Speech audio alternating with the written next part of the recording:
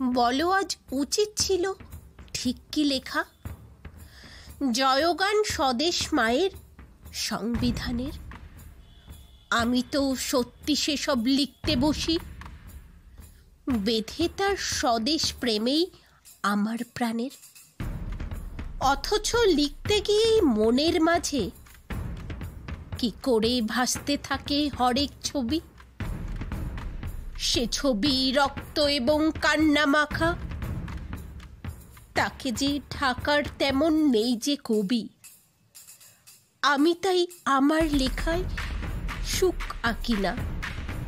আঁকি না কান্না ঢেকে শুধুই হাসে।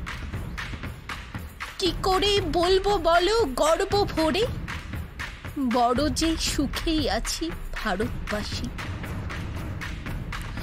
শুধু চাই সত্যিটুকুই উঠুক ফুটে।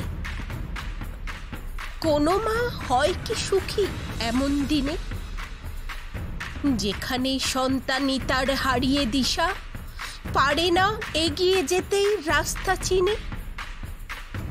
আমি তাই গুমড়ে মরি কলম হাতে, ঘেঁটে দিই সাজিয়ে রাখা শব্দগুলো।